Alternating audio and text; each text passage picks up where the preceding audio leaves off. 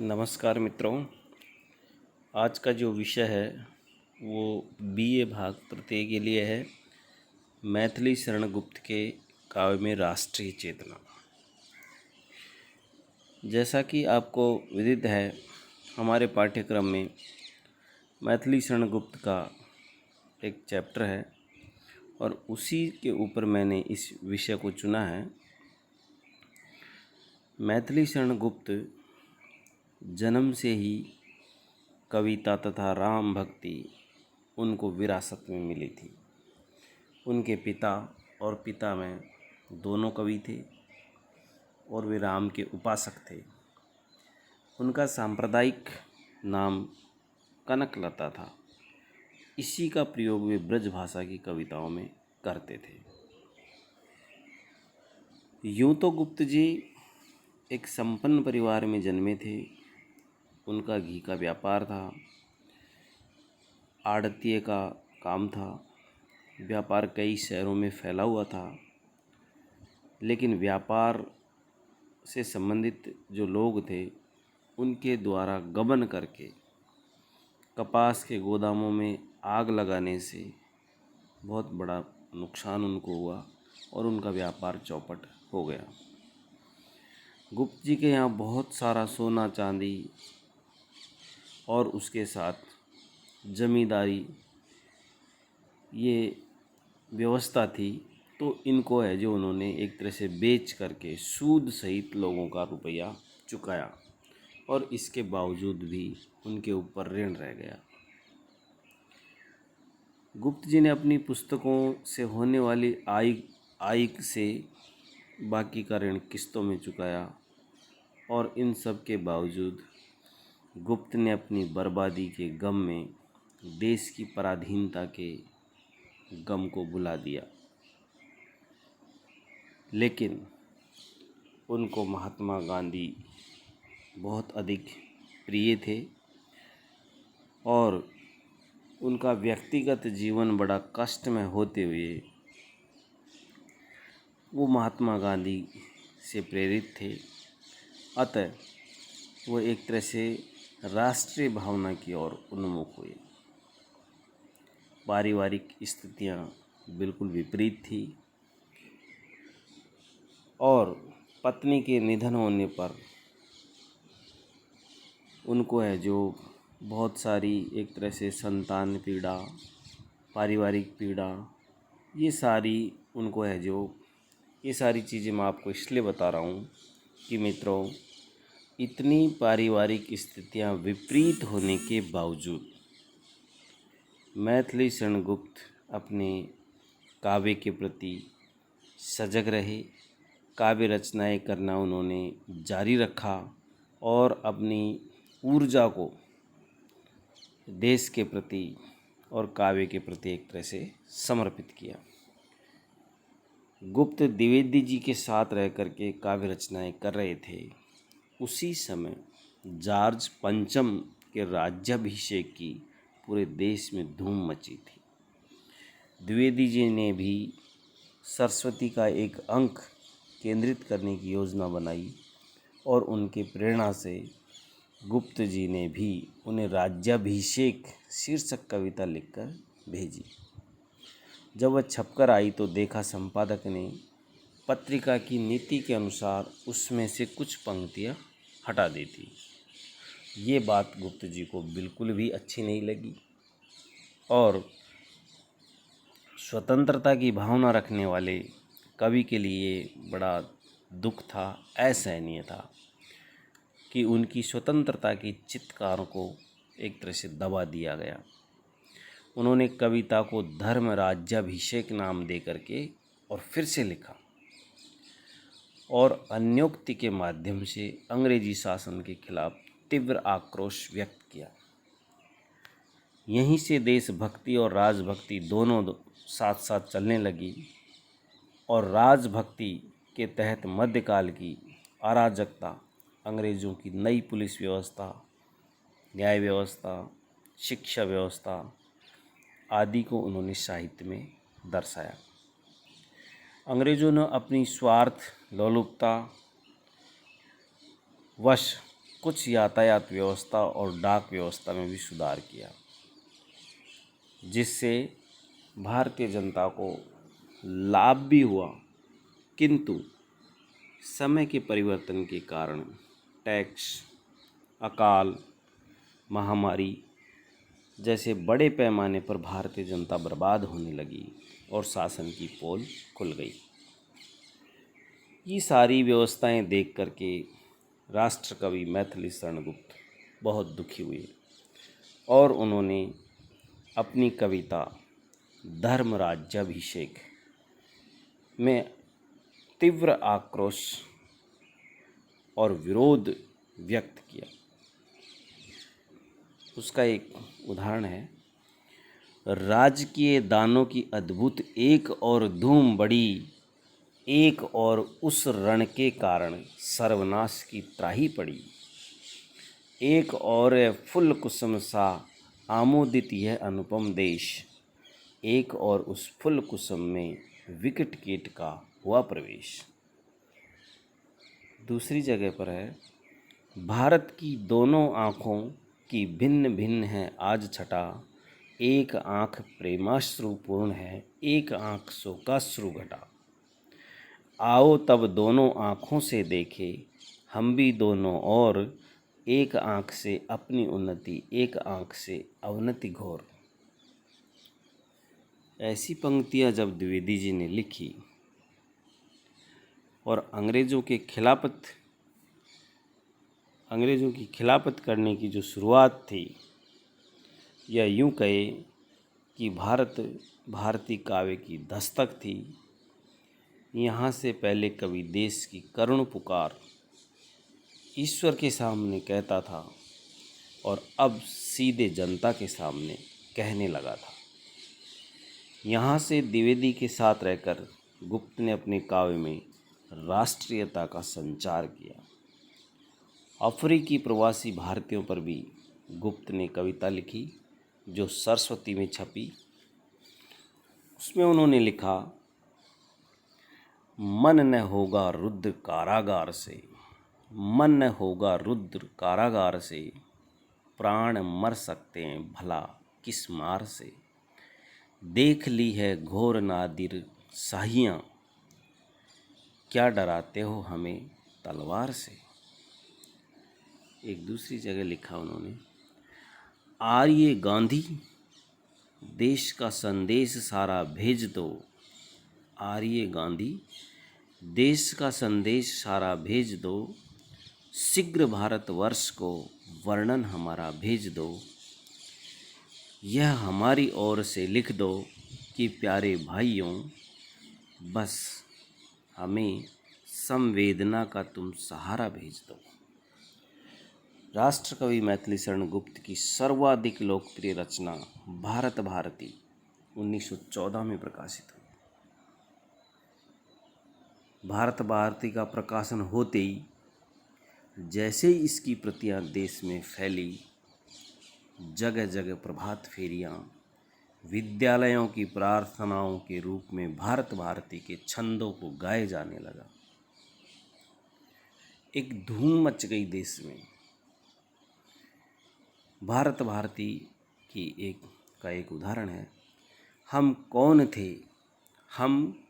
थे, क्या हो गए हैं और क्या होंगे अभी, आओ मिलकर विचारे ये समस्याएं सभी।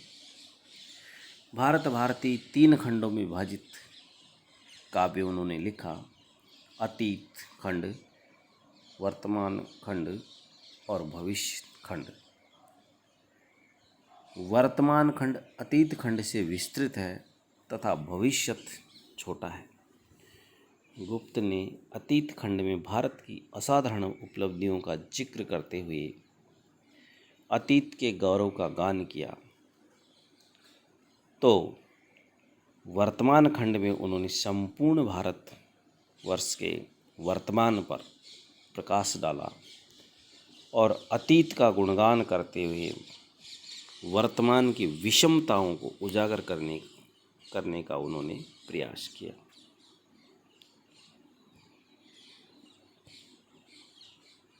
भारत भारती अतीत खंड में गुप्त ने पुराण का जिक्र इतिहास की जगह किया। पौराणिक घटनाएं और इतिहास से प्रेरणा लेकर के उन्होंने पौराणिक पुरुषों के चरित्रों का जिक्र किया। इसका एक उदाहरण मैं आपको बताऊं।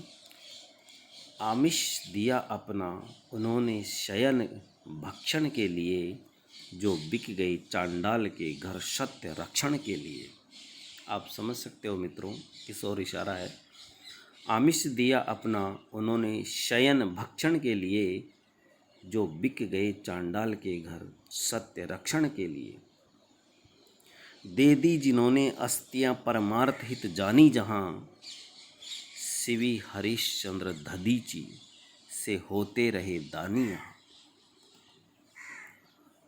सतपुत्र पुरु से थे जिन्होंने तात हित सब कुछ सहा। सतपुत्र पुरु से थे जिन्होंने तात हित सब कुछ सहा। भाई भरत से थे जिन्होंने राज्य भी त्यागा आहा। जो धीरता के वीरता के प्रौढ़तम पालक हुए, प्रहलाद ध्रुव कुश लव तथा अभिमन्यु सम बालक हुए। जिस प्रकार पौराणिक पुरुष पात्रों से भारतवर्ष का यशोगान कवि ने किया, उसी प्रकार उन्होंने स्त्री पात्रों को भी भारत महिमा में एक तरह से स्थान दिया और उनका भी यशोगान किया। बदली न जो अल्प आयु वर भी वर लिया सो वर लिया। बदली न जो अल्प आयु वर भी वर लिया सो वर लिया। मुनि को सताकर भूल से जिसने उचित प्रतिफल दिया। सेवारत जिनसे रोगियों के था विराम लिया नहीं, थी धन्य सावित्री सुकन्या और अंशुमति यही। एक और उदाहरण है। मूंदे रही दोनों नयन आमरण गांधारी जहां।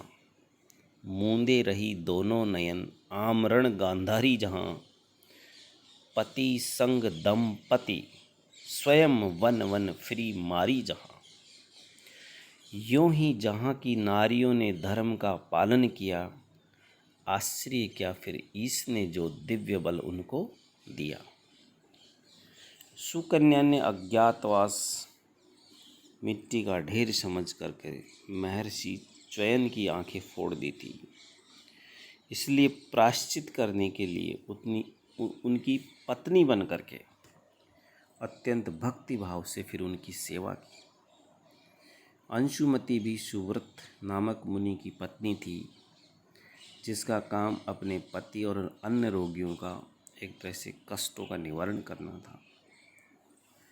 यूनान ही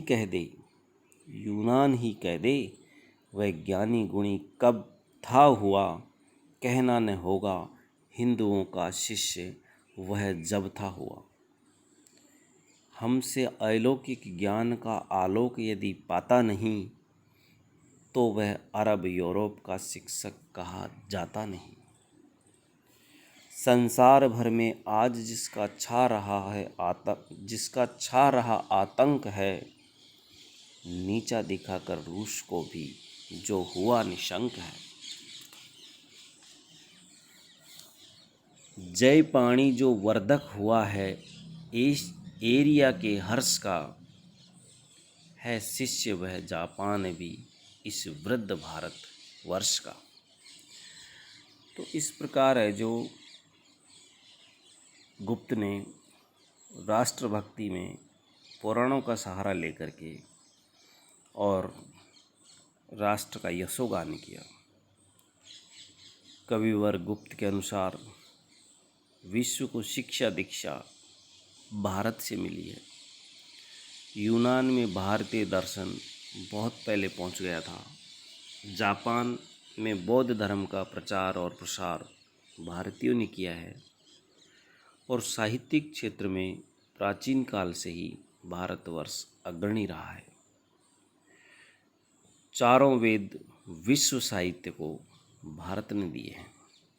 विख्यात चारों वेद मानो चार सुख के सार हैं, चारों दिशाओं के हमारे वे जय ध्वज चार हैं। वे ज्ञान गरिमा गार हैं, विज्ञान के भंडार हैं। वे पुण्य पारावार हैं, आचार के आधार हैं। भाषा और व्याकरण के क्षेत्रों में भी भारत की महिमा कवि गुप्त ने गाई है।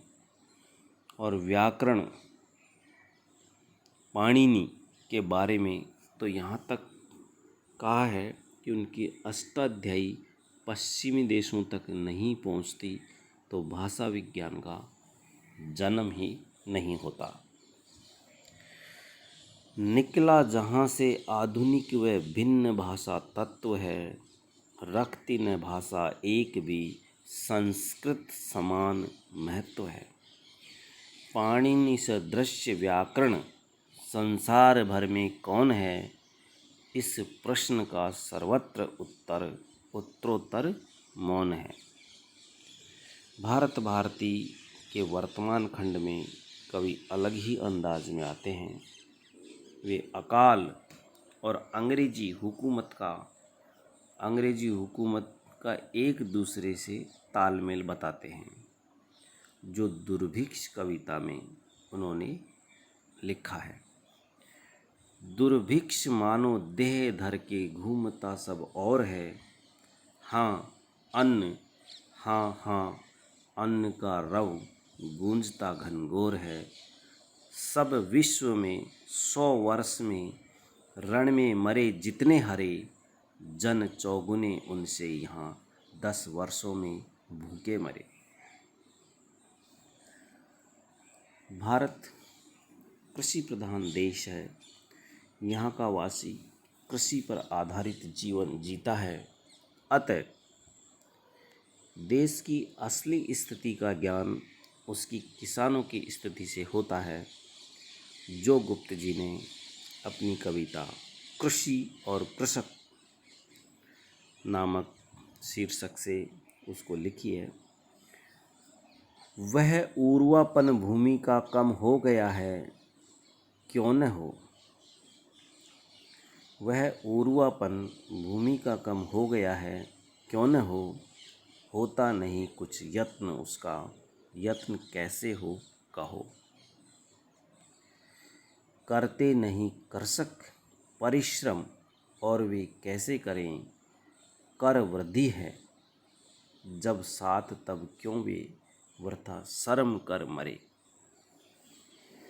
गुप्त ने भूमि की उर्वरा शक्ति नष्ट जो होती जा रही है उसके ऊपर लिखा, और उन्होंने खाद बीज और जो सिंचाई व्यवस्था की जो विदेशी हुकूमत में कोई परवाह नहीं कर रहा था उसके ऊपर भी उन्होंने लिखा।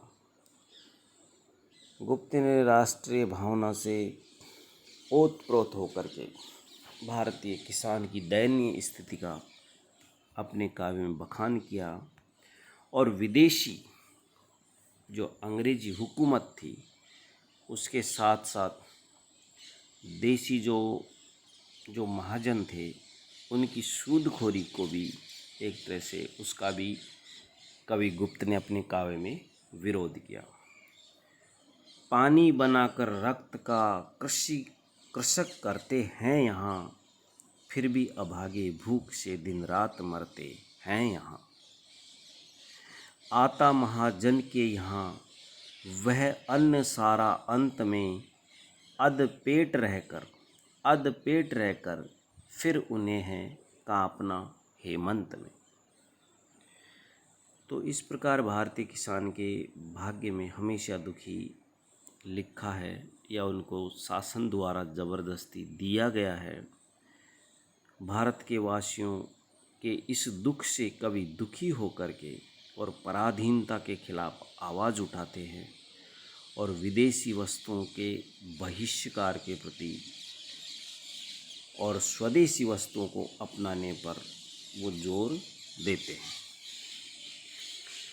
यदि हम विदेशी माल से मुंह मोड़ सकते नहीं, तो हाय उसका मोह भी क्या छोड़ सकते नहीं। यदि हम विदेशी माल से मुंह मोड़ सकते नहीं, तो हाय उसका मोह भी हम क्या छोड़ सकते नहीं। पुरानी रूढ़ियों को त्यागने पर गुप्त ने बहुत जोर दिया और उन्होंने कहा, सब अंग दूषित हो चुके, अब समाज शरीर के संसार में कहला रहे हम फकीर लकीर के। तो इस प्रकार उनके काव्य में राष्ट्र के प्रति प्रेम, राष्ट्र के उत्थान में जो भी रूढ़ियाँ या हमारी भी जो खामियाँ उनको नज़र आई, उसको उन्होंने अपने काव्य में एक तरह से उनका तो बहिष्कार किया और देश प्रेम के वशीभूत उन्होंने देश के उत्थान में योगदान देने वाली भावनाओं से युक्त कविताओं की रचना की। क्या बाप दादा के समय की रीतियाँ हम तोड़ दें, वे रुग्ण हो तो क्यों न हम भी स्वस्थ रहना छोड़ दें। भारतवर्ष का अर्थ केवल भूभाग से नहीं है। गुप्त जी कहते हैं कि उस भूभाग को अपना हृदय स्थल मानो और उसके प्रति प्रेम करो। समझो न भारत भक्ति केवल भूमि के ही प्रेम को, चाहो सदा निज देशवासी बंधुओं के क्षय को। मैं अतीत नहीं भविष्यत हूँ तुम्हारा, सत्य मुझ में देख लो निज स्वप्न सारा। देख दूर अतीत की और बता साहस न छोड़ो, तात मेरी और भी तुम तनिक अपनी दृष्टि मोड़ो। एक अन्य स्थान पर कवि गुप्त कहते हैं, जहाँ गुप्त जी की राष्ट्रीय कविता में आत्मभर्त्सना का तीखा स्वर है, वो भी देखने को मिलता है। मत पूछो कैसे बैठे हो, मत पूछो कैसे बैठे हो, खालियाँ खड़े बैठे हैं, कोरी कुल की ऐंठ दिखाकर घर में बैठे, घर में बने बड़े बैठे हैं, बंधु बांधुओं से टुकड़ों पर श्वान समान लड़े बैठे हैं, घर घर भीख मांगने को हम पत्थर हुए अड़े बैठे हैं। तो इस प्रकार राष्ट्र कवि गुप्त की जो मातृभूमि कविताएं हैं, उनके द्वारा उन्होंने राष्ट्र प्रेम को किसानों को लेकर के, मज़दूरों को लेकर के, भारतीय नागरिकों को लेकर के और राष्ट्र के प्रति अपने काव्य में उन्होंने प्रेम को स्थापित किया है।